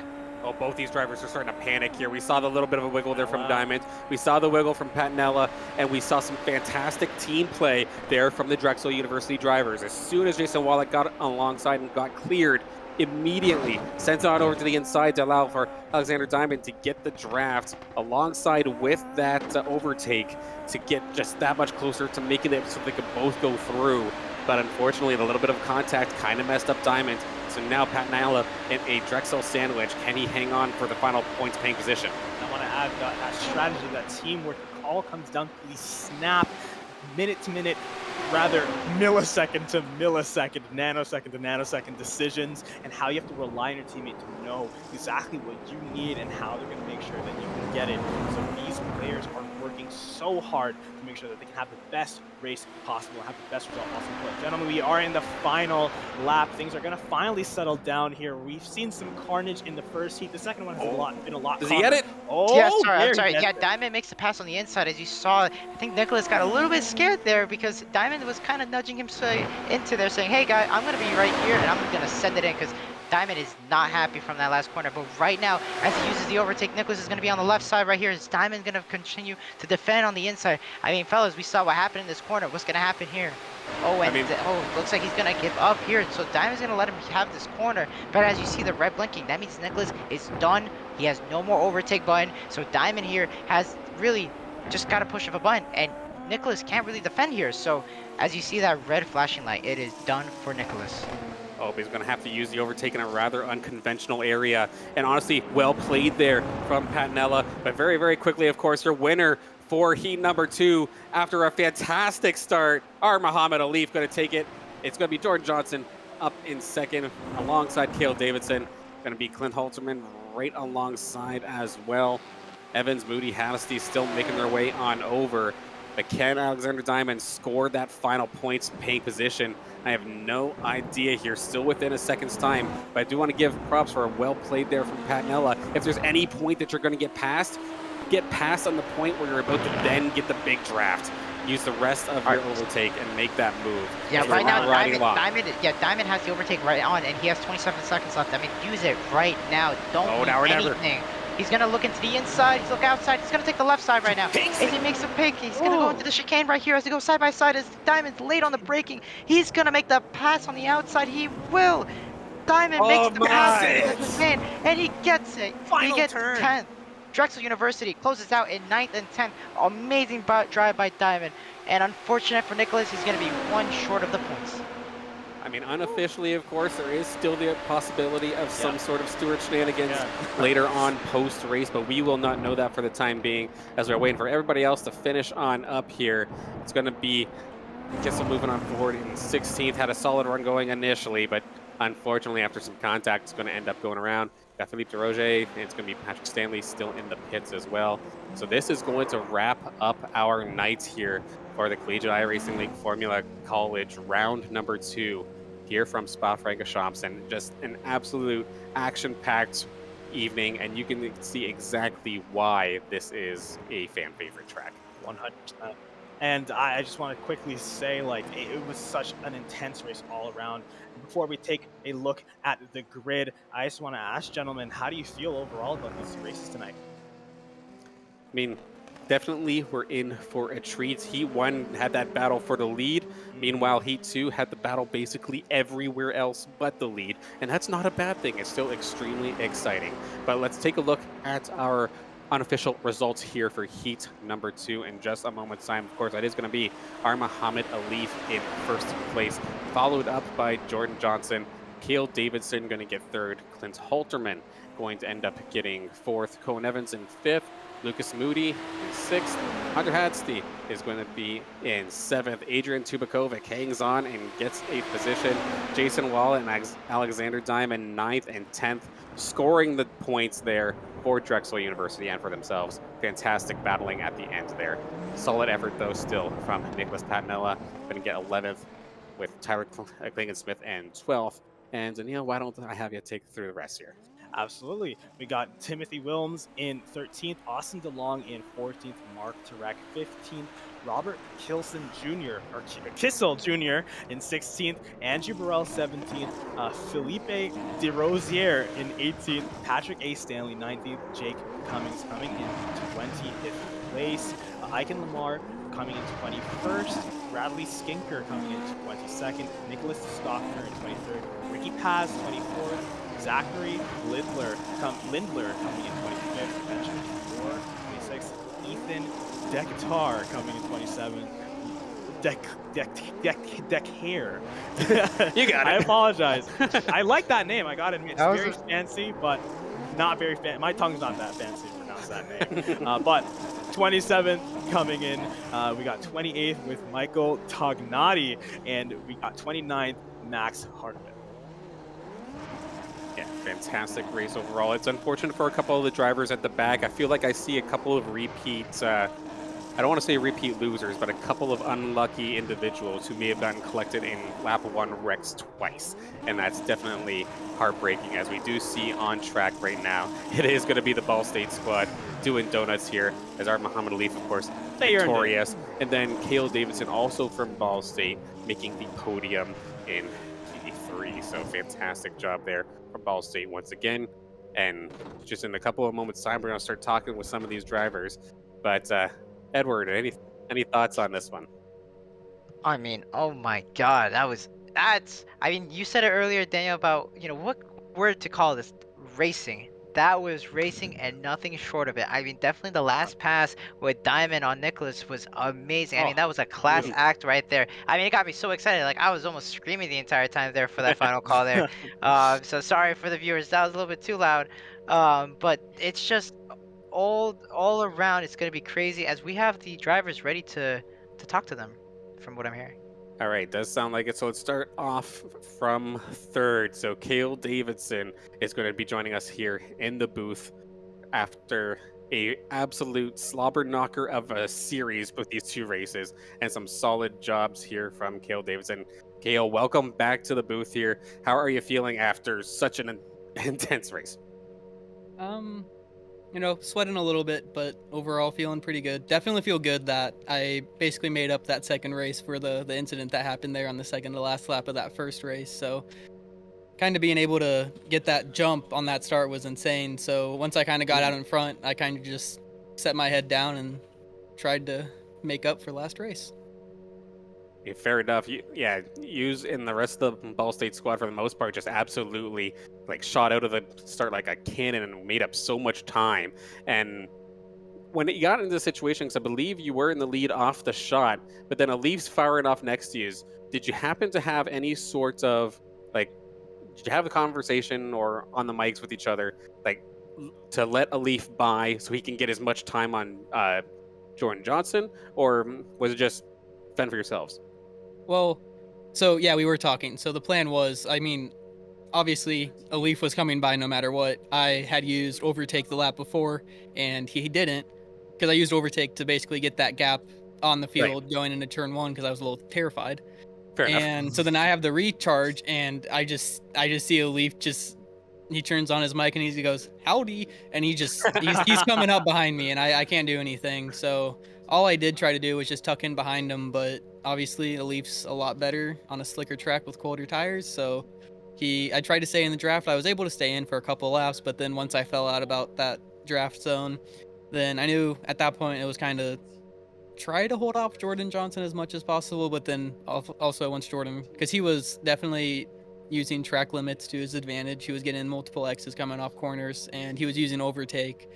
And at that point, I didn't want to risk it. I knew they were faster, so I was just kind of wait for them to essentially catch up to me, and then I was gonna try to tuck back in behind Jordan. I was able to stay behind him a couple laps, but yeah, just not the pace that was ideal. I mean, still a solid job nonetheless. And Neil, go ahead. Yeah, I just wanted to ask a quick question. First of all, well done. Absolutely beautiful racing. Loved watching you drive. It was a pleasure watching the show tonight. But I just wanted to ask, especially on a track like this, the first turns, these massive wrecks that can pick up at the start of a race, how do you kind of navigate these things in your head to keep yourself calm and cool and make sure that you get out of these things unscathed? Yeah, I mean, I think if you look at any of my starts from any of the 3 races, that's what I focus on more. As long as I can just get the car out in front, I don't have to worry about that. Easier said than done. So, Yeah. especially these heat 2s with the inverts, with Suzuka last week, I think I jumped from 8th, and then Alif and I were 2nd, 3rd coming into turn 1. Um, but it's more terrifying on the restart starting with the invert because I was threading the needle. I went on the middle line going into turn 1, and that entire time I was just like holding my breath, hoping, praying that no one just jumps out of line, because that would then I'm done at that point. So it's kind of just hope and pray. I know someone was talking about everyone scratch off your lottery tickets or something going into turn 1 before that race. So it's a little bit of luck, a little bit of skill, but mainly just basically send it. I can imagine. Again, very well done navigating that. And Edward, if you had any questions for him, now's your time. Man, I was gonna just ask, how did you feel just going through the middle and passing from 6th to 2nd in that quick of a gap? Because I saw that replay while we were starting the race. I was like, you were one of the biggest gains on that restart. Like, you were on a rocket. But my question really was, obviously, yeah, like you said, you were trying to keep the lead. A Leaf obviously passed by, and then Jordan slowly. But there were some times where you're keeping up with Johnson for a little bit there. So, I mean, talk to me through, like, definitely as you're going through this race and definitely having to do every point right, the breaking point, the turning point. I mean, how did it feel just trailing in behind, but being in third? Like, what did that make you feel for most of the race? Well, obviously, I'm pretty comfortable in this third spot right here. I always tend to end up here. Um, but yeah, so kind of like, especially this course, I don't click with this track. I'm not very good at it. And there's like a lot of sectors where I could be better, but I always just make small little mistakes during that time. And that's kind of when I was running behind Jordan or when I was running behind a Leaf. The only reason I was able to kind of keep up with them is because I planned my overtake, and I would stay in the draft coming off of like kind of turn 1 or like the last straightaway. And that's where I would just catch up all the time that I lost basically in all, I guess, the rest of the track where you actually have to turn. So that's just kind of where I lost time there. So I knew I wasn't faster in that way, but I knew if I just kind of kept it safe and stayed consistent throughout, it'd still end up with a good finish. I mean, if this is a track that you say that you're not very good at, I fear for the tracks that you think that you are. Because at the end of the day, these are podiums, these are big points, and big congratulations to you for a fantastic race day. Well done. Thank you. So that was, of course, Cale Davidson getting third. And did he get third in the second one as well? Looks like fifth, it looks like. But unofficially, of course. That is still something, of course, we do have to take in mind. There is the possibility of post-race steward action for any sort of possible penalties that do get applied. But for what we know right now, of course, this will be the case. And let's hop in here with Jordan Johnson, second place here tonight in this race, or second place in this race 2, first place in race 1 after an incredible battle. Jordan Johnson, how are you doing? Pretty good. Pretty good. Sweaty. No doubt, I do not blame you in the slightest. That the battling in heat number 1 was absolutely ridiculous, and then the comeback you've made in heat number 2 was absolutely outstanding in its own right. A victory and a second place here today. 2 podiums will take it, but especially with the back and forth during heat 1, how in the world do you just keep composure, and especially that last lap area where you're going down the straightaway, breaking into the chicane? I think he's net coded a little bit there. Does like panic set in? Like, how can you walk me through your mindset in that kind of instance? Yeah. I mean, really, the biggest thing, you just need to stay calm. That's the biggest thing. It is just part of it comes from experience, because people can get frazzled really quickly by having another car outside of them. So it very, very easily could become a big incident. So you just kind of keep your cool, pick your line, know what you're gonna take early on, just stick to it. We've raced the Leaf plenty of times. I know he knows what lines I'm going to run, what space I'm going to give him. So a lot of respect to us. It was unfortunate that we did get net code in that incident. So that is what it is. Unfortunately, the iRacing gods did not look kindly upon us. But yeah, every single lap, just going back and forth, you've just got to throw it in and just you pick your line and go. You keep an eye out on what the other driver's doing in case you need to bail out. I did have to bail out once on one of my lines. Nothing really that a Leaf did. It's just he got enough overlap to be able to shut the door on me, and I had to respect it. But you just got to be prepared to back out when need be. Otherwise, full send, and that's really all we had to do. Yeah, fair enough. Between the 2 weeks, you two have been battling it out already, whether it be prototypes or here in Formula College, and definitely putting on a fantastic show. Daniil, do you have any questions here for Jordan? Yeah, I mean, not too far off from your own question. And again, just very well done. Absolutely loved watching you race today. But the moment in that first race is very hard to forget. I can't get that moment out of my head. You basically flying over a Leaf there. And I gotta ask, do moments like that affect how you're going into your next race? Are you worried about any heightened aggression? Are you worried that you're gonna have to be looking around a little bit too much? Or are you just a little nervous after something like that happens? Like, what does that change how you approach your next race? Or do you try to just make sure you go in level-headed? Not too much. I mean, in the moment, especially when you're in the air, it is a bit Yeah. of an oh crap moment. I was fully convinced once the rear end of the car kicked up in the air that I was going to end up upside down. So unbelievably grateful that it did not, and I was so able to bring it home there. Hopefully, it will be kind of stuck as netcode. I do believe that's what it was. But no, coming into the next race, you just got to reset and it's another race. It's another chance for points. Unfortunately, I did make a mistake on the start, and that did cost me. Leaf was never going to let me claw back a 4-second gap, not at the level that we drive at. Really was pushing to try to make it back. Unfortunately, I dug my own grave right off the start by spinning the tires and getting myself stuck behind some traffic. So, yeah, just focus on the next race and try to drive through traffic. If it doesn't work, then just maximize what you got. That's really the mindset you got to have every time you go into a race. I couldn't have put it better myself. I do have just a quick follow-up question, because when it happened, I couldn't get the thought out of my head. How hard was your wheel shaking when you were going over a Leaf, and especially when you hit the floor again? Like, that must have been crazy, or was it not that as bad as I'm thinking it was? Before we go over. So at first, I think mostly because it's netcode, I didn't really feel anything up until the point that we landed. There was no feeling through the wheel that you're up in the air, and at that point, you're not getting any force feedback. But the moment it did slam down, you do get a very, very big jolt. Fortunately, I was able to. I expected it and was just kind of hanging on for dear life, hoping that it didn't rip out of my hands, because my wheel has done that before.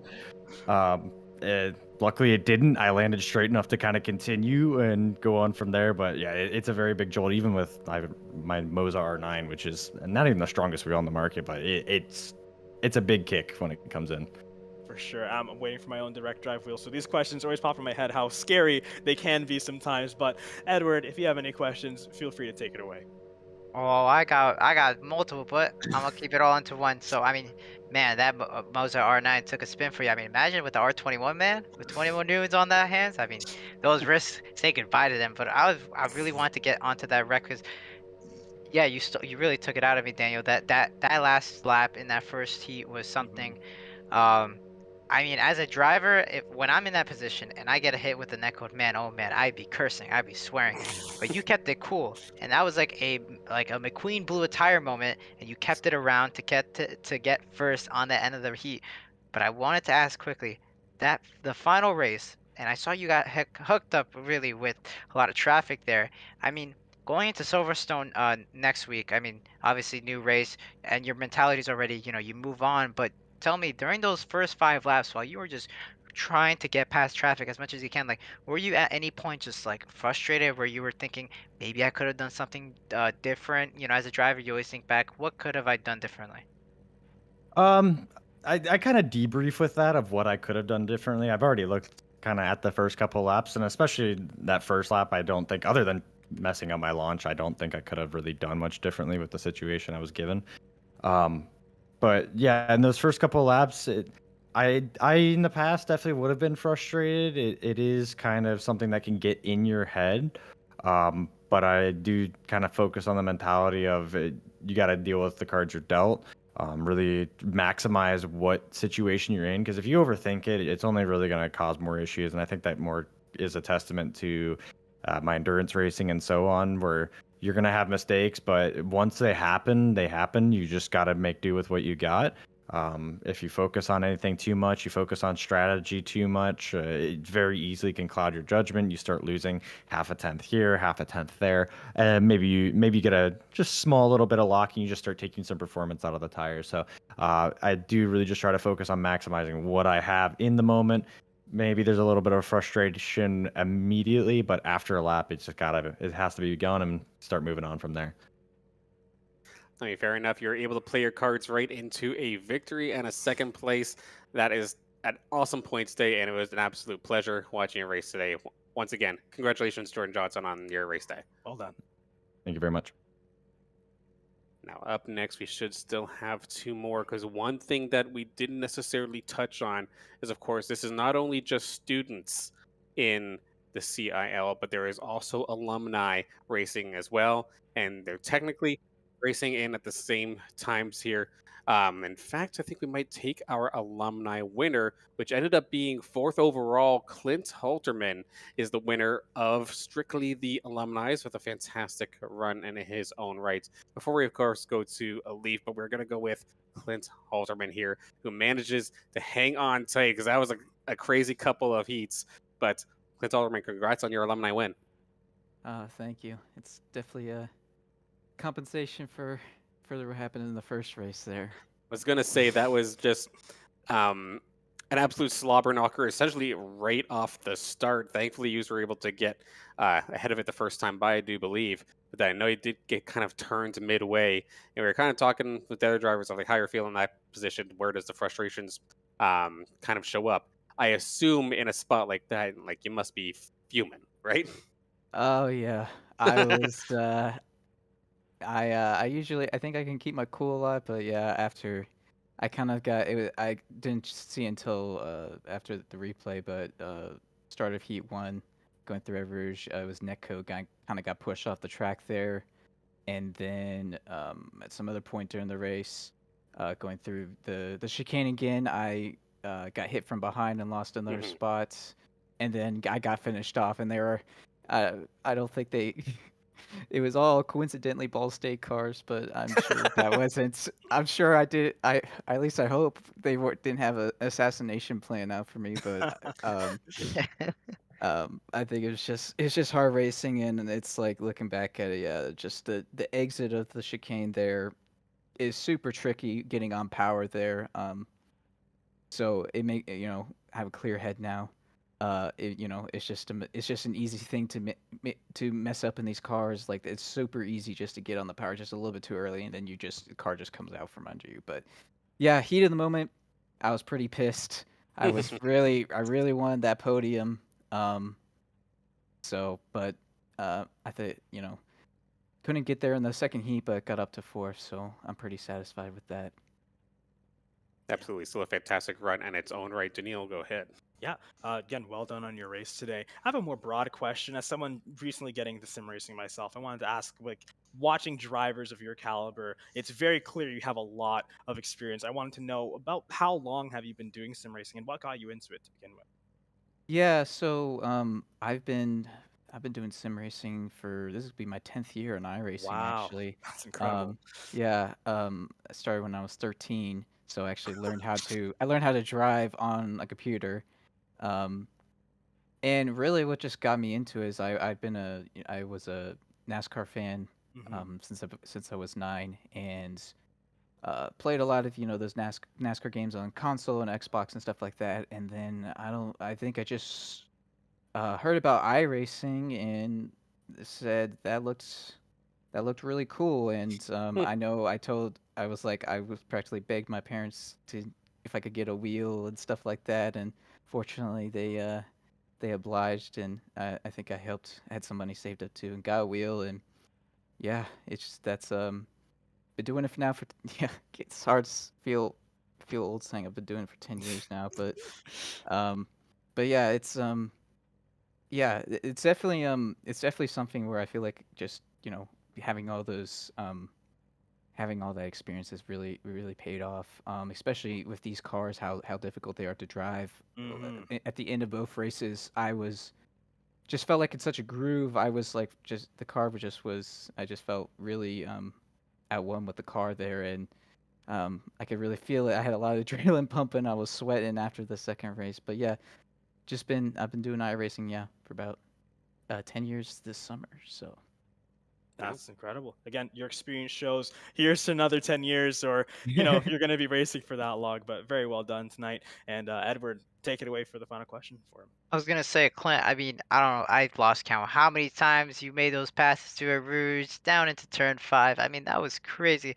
I wanted to say Mhm. how as a driver, how satisfying does it feel when you hit a rouge just right, and maybe you don't even have to use the overtake to make that pass into the Lacombe? So like, I wanna ask, like, the amount of times you've done it, like, how good does it feel? And especially, hitting your marks, hitting everything perfectly, and to get a solid fourth place for your future for the final race tonight. yeah, it's super satisfying. Especially the second race, I was driving a little bit angry too. So I was just kind of like, I'm just gonna throw it in here. What's gonna happen? This is gonna happen. And yeah, I felt like I could, like I said, I just got as the races went on, I felt a lot more comfortable with the car, and so, I think especially into the final chicane, I was able to really outbrake a lot of people or brake later. So that it's super satisfying, especially in this car. Like I've said a couple times, this car is very difficult to drive, but when you get it right, it is so much fun. And so being able to hook up those corners and um, make those overtakes, it's a blast really. And it's just I don't know what to say. It is yeah. You got me thinking about some of the passes I made, and like yeah, that was just a lot of fun. I mean, Good I'm telling you, times. like as a driver myself, I mean, when you make a nice pass, I mean, as an oval guy, but on a road, I mean, with the amount of precision you all have to make in these corners, I can only imagine how good it must feel. Yeah, yeah, for sure. But nonetheless, you may have been having their drive with a little bit of extra fire in you with how race number 1 went, but you absolutely clutched up here in race number 2, able to get 4th overall, and of course, the alumni victory. So, Clint Alterman, once again, congratulations and good job tonight. Thank you guys. Take care. Now, last but not least, of course, your overall winner and winner for student race here for our final heat here at Spa-Francorchamps. It's going to be Ball State's our Mohammed Alif. It's really cool. There he is. Howdy. Hi. Well, congratulations once again on yet another fantastic race day. Find yourself a second in the first race, and then, of course, clutching up and getting the victory here pretty much right off the bat in race number 2. But off the start like that, you absolutely shot out of the cannon, and all I can say is, how? What do you mean, like the start, the launch, or? You went from like ninth to the third. Like, how? Yeah, I think I mean, start's always a lottery. I think because the grid itself it got thinner. Like the track limits got thinner because of where we were starting instead of like before turn 1 or before La Sauce. Mhm. So that made my start all dependent on who's in front of me, and I'm kind of glad that the guys in front of me had a pretty decent start. And then after that, I was just sending it, just taking opportunities, just sending it, trying to get into the lead and try to pull away. Yeah, slipstream is so powerful, super powerful here. So I think that was probably in my mind, just to kind of keep that gap with Jordan, which kind of held up at the end. Okay, fair enough. Like, just the best case scenario, if that was the lottery, then you absolutely got the better end of it, winning that one. Now, Yeah. Daniil, go ahead for number 2. Well, again, absolutely spectacular racing today. It's a pleasure to speak to you as someone just getting to collegiate iRacing myself. There's always one name that everybody always mentions first, the guy to look out for, and it's yours. So, again, pleasure speaking with you today. And I wanted to ask a master of the craft, a master of driving, when there were a lot of moments in the first heat where it looked really shaky, looked like you were getting nudged off the track or you were losing control. I want to know, when you're in that moment and you're losing control of the car, how do you kind of wrest control back? Is it more of an instinctual thing? Is there a lot of thoughts going through your head? Is it just completely just zen and you just whip it back? How do you navigate these situations and keep your cool? I would say a lot of instinct comes into play, a lot of Mhm. survival instinct, because you're trying not to, I mean, I think me and John are kind of aware of like netcode being a thing, so Oh yeah. we're always leaving a bit of margin.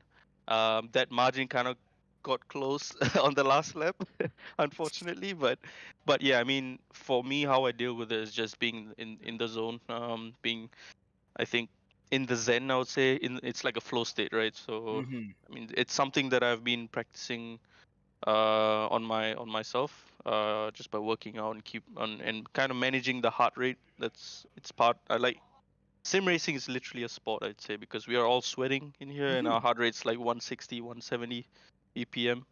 So to be honest, I kind of felt pretty relaxed throughout race 1. I actually was sweating more on race 2, just because of how I was like trying to keep that gap there. But race 1 was like, I knew that, if I take this line, I could outbrook here, or if I take this line, I can, stick it around the outside there. So you're just playing around, seeing where the grip was, and it was just very fun. I would say it's always fun. Um, Racing with Jordan, and yeah, it's super fun. It was pretty enjoyable, I would say. I know it was pretty enjoyable for you guys to watch. I hope so. Yeah, Oh, Absolutely. absolutely, yeah. I yeah. mean, you call that fun. To me, that looked incredibly stressful, but Hmm. in its own respect, that's probably a lot of fun in and of itself. Again, Yeah. very well done racing today, and I love that you brought up the fact that what separates iRacing and other sim racing from other esports is the fact that there is a lot of physicality to it. You do Mhm. have to literally wrestle with a race car to keep it under control. So Yeah. Yeah. bring up even something like your heart rate, that does really matter, and it does really have an effect on how you drive. So thank you for your insights on that. And speaking of insights, we got Edward here to bring us some more if you have your own question to ask. Oh, oh, of course, Alif, my man. Welcome back to the booth, man. Congrats on that first place. But I mean, it can't all be said. And that first feature, I mean, that was the first time you didn't come in first this first season. So like, I wanted to ask. I mean, so it's gonna be two questions. So this first one is gonna be, how did you feel that, your perfect record unfortunately got sidetracked there? I mean, not everyone's perfect. I mean, even Red Bull, they didn't win all the races last year. They lost out one. So, you Okay. just have to live and learn. We're all humans, so yeah, for me, it was good competition. I think that's what I've always wanted. I already told you guys on the first race that I was kind of gutted that Jordan wasn't here for round 1, and I was very glad to see his name up there when he kind of put his name on Discord that he was joining. I was like, yes, because I loved that competition, and I know that as a driver, like, there's still a year's worth of competitions to go, right? There is, Mhm. SROs, a lot of European championships that I'm aiming for, and I know that for my development, competition is just gonna be the main thing, which is gonna be improving my driving. So yeah, I think that's pretty much why I kind of enjoy it. I do enjoy battling for the win, not winning like 20 seconds, because that doesn't bring me any sort of pleasure. So yeah, I that's mean, pretty much the answer. I mean, that's an interesting answer. So what you're saying is, if Jordan ain't there, there's no one else competing in you in these races. Is that what I'm hearing? I'm not saying that, but Okay, yeah. okay, Yeah. okay. The thing with me, I think you can ask my teammates, is I don't like to talk out of the track. I like to show on the track. So That's respect.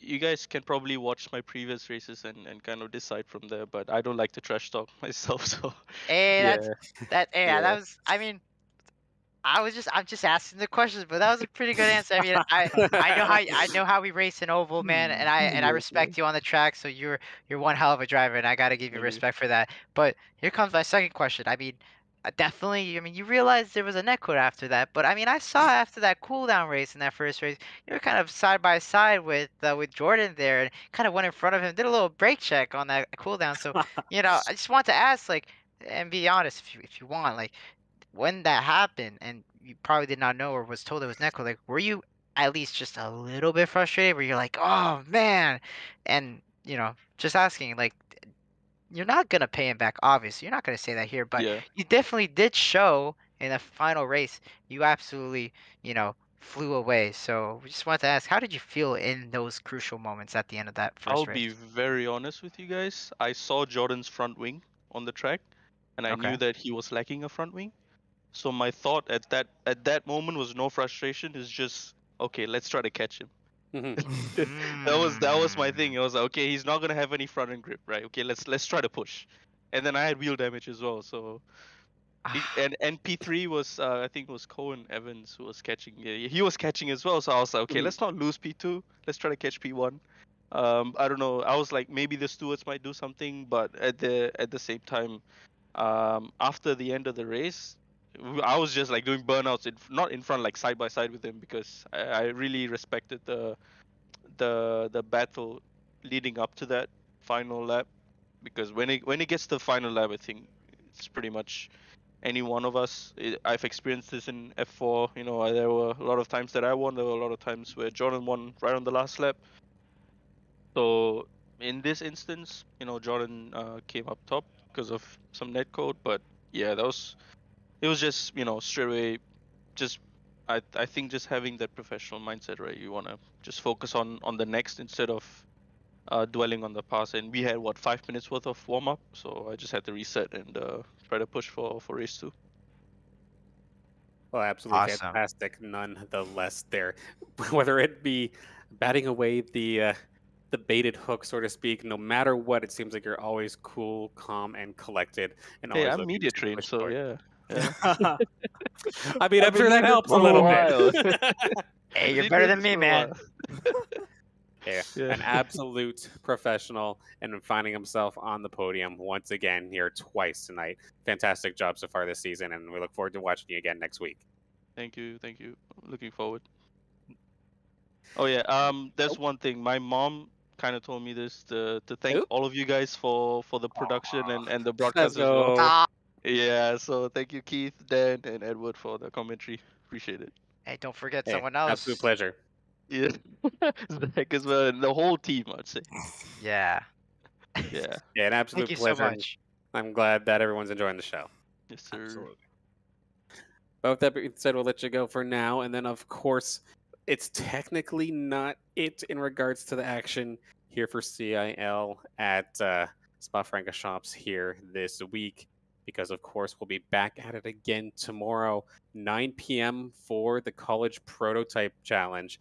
We get to go here on Spa once again. So everyone's got their little bit of warm up, but now we aren't the open wheelers anymore, but it's still just as fragile. So it'll be some more action packed racing here in the Collegiate iRacing League. But before I do wrap up here, I do want to give a big thank you, of course, to Daniil for commentating My here, pleasure. for My pleasure. Edward for commentating here Oh, thank you. alongside me here tonight, to Keith, who is our producer here for tonight Woo! for this action, Christian for setting our majority of things up and keeping us all in check and scheduled, and just everybody for joining us. It was a fantastic evening.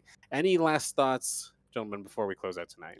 For me, nothing more than I really am just lucky and glad that I got to experience it. Got to experience it with you, Dan, you, Edward, and the rest of the production team. Thank you very much for having me, Keith. Very well done on the production. Those replays were killer, and it was a joy to watch. I'm just stoked, and I hope I can see some more with everybody as well.